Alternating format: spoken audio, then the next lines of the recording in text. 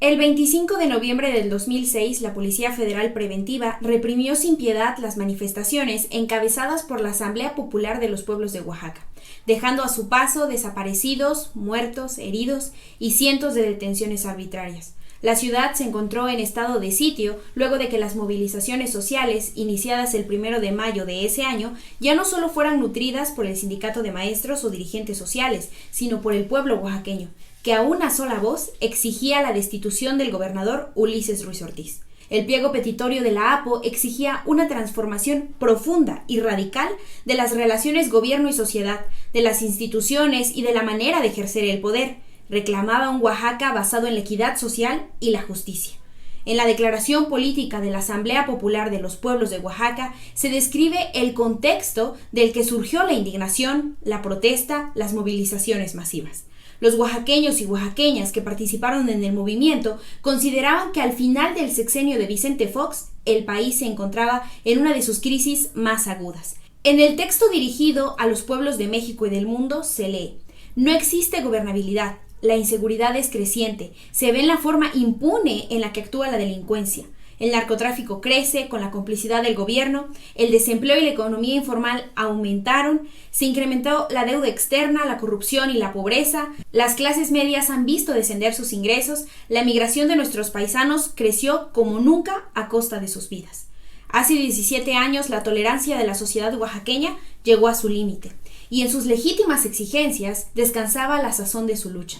Estaban organizados, dispuestos, porque compartían un mismo propósito.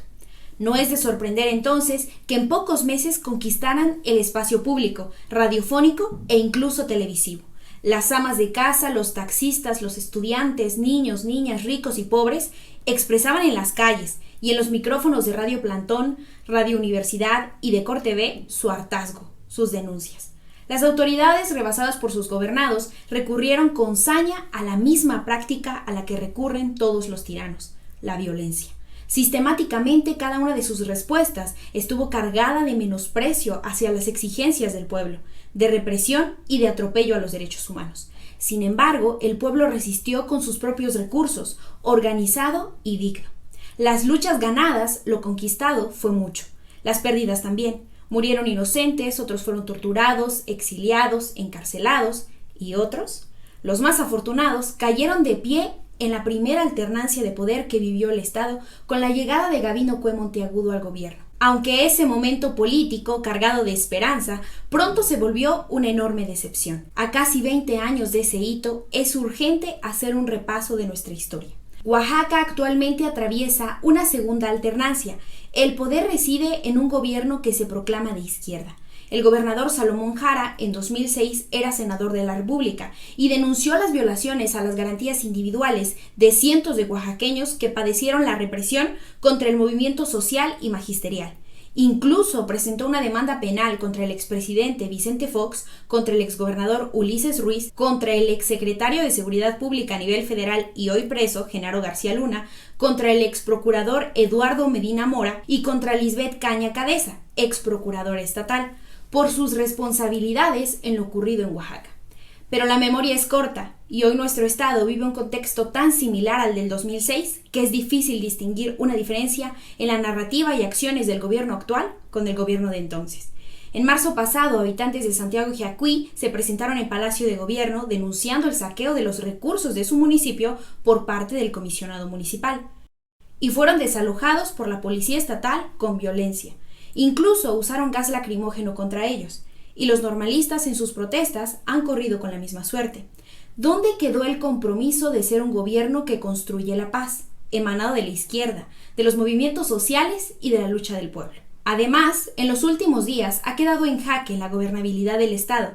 La violencia se ha incrementado y nos enfrentamos a hechos tan terribles como el ataque armado a habitantes de San Miguel el Grande en la región mixteca, donde perdieron la vida 5 personas. 2 agentes de la Agencia Estatal de Investigaciones, 2 agentes municipales de Guadalupe Victoria y Lázaro Cárdenas, y el ciudadano Ramón Cruz Murillo, hermano de la cineasta Ángeles Cruz.